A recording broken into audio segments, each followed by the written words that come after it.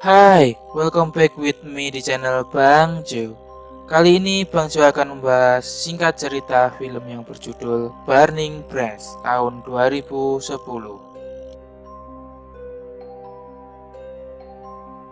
Scene dimulai oleh seseorang yang berada di dalam mobil yang sedang mendengarkan radio. Radio tersebut memberikan informasi yang akan terjadi badai di kota tersebut. Setelah itu, mobil tersebut berhenti di suatu tempat dan keluarlah seorang om-om yang lalu beranjak ke depan mobil sambil membawa cemilan keripik singkong. Kelihatannya si om-om ini sedang COD dengan seseorang karena di belakang mobilnya dia membawa box besar. Setelah menunggu lama, akhirnya ada seseorang yang menaiki mobil dan mobil yang juga membawa box besar menghampiri om-om tersebut. Dan keluarlah seorang mas-mas yang namanya Johnny. Lalu, singkat cerita, box yang dibawa om-om tersebut dibuka dan ternyata isinya seekor tiger atau macan. Gila, ini orang COD macan anjay. Ternyata si Mas Joni membeli macan untuk usaha dia membuat rumah safari. Tetapi awalnya si Mas Joni menolak karena menurut Mas Joni si macan kurang menakutkan. Sedangkan Mas Joni butuh hewan yang menakutkan untuk menarik banyak pengunjung. Gila, ini orang, macan dianggap kurang menakutkan. Tetapi si om-om tidak kehilangan akal. Dengan ilmu marketingnya, si om-om cerita kalau sebelumnya macan ini pernah menyerang 11 kuda sirkus dan 300 penonton melarikan diri. Setelah negosiasi yang alot, akhirnya Mas Joni membeli macan tersebut. Setelah itu, si om-om memberikan dua tips kepada Mas Joni, diantaranya, 1. Jangan beri makan macan selama 2 minggu, biar dia patuh kepadamu. 2. Bila ingin memindahkan kandang macan ini, gunakan pengail rantai, biar tanganmu tidak digigit. Di sisi lain, perkenalkan Mbak cantik ini bernama Kelly, dan bocil ini bernama Thomas, atau panggilannya Tom. Si Tom ini kelihatannya agak kurang 100%. Mbak Kelly dan Tom datang ke tempat penitipan anak guna untuk menitipkan si Tom, karena ibu si Tom sudah meninggal dunia, dan Mbak Kelly mau melanjutkan kuliahnya. Namun karena ada problem rekening dari Mbak Kelly yang ternyata kosong, di mana rencana uang tersebut mau digunakan untuk kebutuhan si Tom selama di penitipan. Ternyata uang tersebut dipakai Mas Joni untuk membuat usaha rumah safarinya. Singkat cerita, Mas Joni pun sampai di rumah setelah COD dengan om-om tadi. Di halaman rumahnya sudah berkumpul teman-temannya. Namun naasnya ketika salah satu temannya membuka box dan menyentuh kandang macan tersebut, jari-jari tangan dia digigit oleh macan itu. Mas Joni yang kaget langsung menolong dia dan memberikan dia uang untuk menyuruhnya segera berobat ke klinik terdekat. Setelah itu, teman-temannya yang lain melakukan pekerjaannya seperti menutup semua jendela, pintu dengan papan. Nah, di sini saya kurang paham. Fungsinya rumah itu ditutup dengan papan apa ya? Mbak Kelly dan Tom pulang untuk menemui Mas Joni untuk menanyakan uangnya di mana. Sesampainya di rumah, Mbak Kelly mencari Mas Joni untuk meminta penjelasan. Setelah Mbak Kelly mengelilingi rumah untuk mencari Mas Joni dan akhirnya ketemu, Mas Joni pun memberikan penjelasan. Ternyata uang itu sudah habis untuk membeli macan tersebut. Singkat cerita, malam pun tiba dan badai pun datang. Mbak Kelly dan Tom berada di dalam rumahnya. Di sisi lain, ada seseorang yang menarik kandang macan itu dan membuka kandang macan di dalam rumah. Yang otomatis ya si macan keluar dari kandangnya dong. Lalu siapa yang melepaskan macan itu?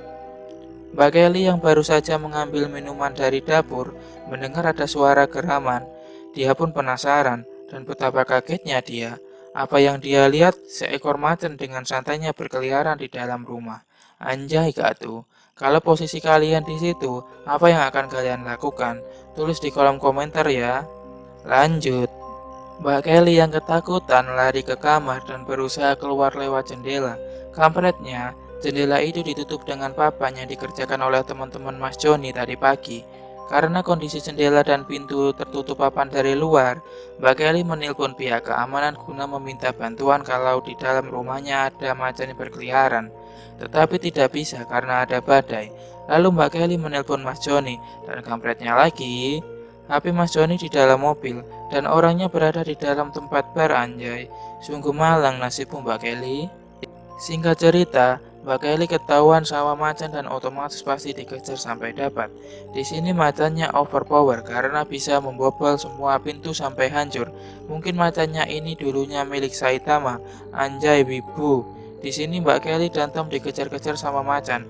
Dari Mbak Kelly masuk ke lubang, entah lubang fungsinya buat apa itu, lalu sembunyi di bawah tempat tidur, lalu menjebak macan dengan memakai daging yang sudah dikasih obat, entah obat apa itu, bersembunyi dalam lemari dan bersembunyi di suatu ruangan. Di ruangan tersebut, Mbak Kelly menemukan sebuah peluru pistol. Lalu Mbak Kelly mencari pistolnya, tetapi tidak ketemu. Dan dia menemukan sebuah kertas yang isinya pembagian warisan dari mendiang ibunya si Tom.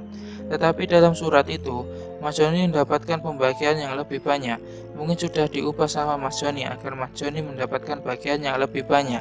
Setelah itu, Mbak Kelly mencari pistolnya lagi dan akhirnya ketemu. Lalu Mbak Kelly berusaha menembak si macan. Karena Mbak Kelly seorang wanita yang cantik, baik, dan seksi anjay, jadi menembak macan tidak tepat sasaran. Lalu macan itu terus mengejar Mbak Kelly. Di sini Mbak Kelly sebenarnya sudah bisa keluar dari rumah lewat jendela kecil dan mau meninggalkan rumah. Namun si adiknya Tom masih berada di dalam rumah dengan si macan. Karena teringat mendiang ibunya Tom yang memberikan wasiat ke Mbak Kelly untuk menjaga Tom, akhirnya dia masuk ke dalam rumah lagi lewat jendela kecil tadi. Singkat cerita, setelah menemukan Tom yang berada di dalam rumah, Mbak Kelly membuat obor karena listrik dari rumah itu padam dan untuk berjaga-jaga dari macan. Lalu macan itu pun muncul dan mendekati Mbak Kelly dan Tom. Mbak Kelly yang masih memegang pistol dengan peluru masih satu menembak si macan kali ini tepat sasaran. Karena masanya yang overpower jadi tidak mati. Peluru pistol pun habis, tinggal obor yang dia punya. Lalu Mbak Kelly dan Tom terbaca di sebuah freezer. Mbak Kelly tahu dengan kondisi listrik padam, Tom disuruh masuk ke dalam freezer dan diikuti Mbak Kelly. Dan mereka pun di dalam freezer sampai listrik nyala dan badai usai. Lalu dari luar terdengar ada yang membukakan pintu yang ditutup papan. Mbak Kelly dan Tom lalu menuju pintu tersebut. Dan ternyata yang membukakan adalah Mas Johnny yang membawa senapan. Dengan wajah yang sinis, kesal dan marah, mereka menghampiri Mas Johnny. Mereka mengobrol, dan ternyata Mas Johnny lah yang membunuh ibunya si Tom. Lalu tanpa disangka-sangka entah dari mana, macan itu muncul dan menerkam Mas Johnny hingga meninggal dunia. Mbak Kelly dan Tom yang memanfaatkan momen ini berusaha keluar dari rumah tersebut. Tamat. Ending yang bahagia. Di sini, Bang Choi akan berusaha menjawab misteri yang ada di dalam film ini. Kenapa kok jendela dan pintu ditutup papan? Jawabannya karena Mas Johnny ingin memiliki semua warisan dari mendiang ibunya si Tom. Dan dia tahu badai akan datang, pasti Mbak Kelly dan Tom akan tidur di dalam rumah tersebut. Siapa yang melepaskan macan di dalam rumah? Jawabannya Mas Johnny.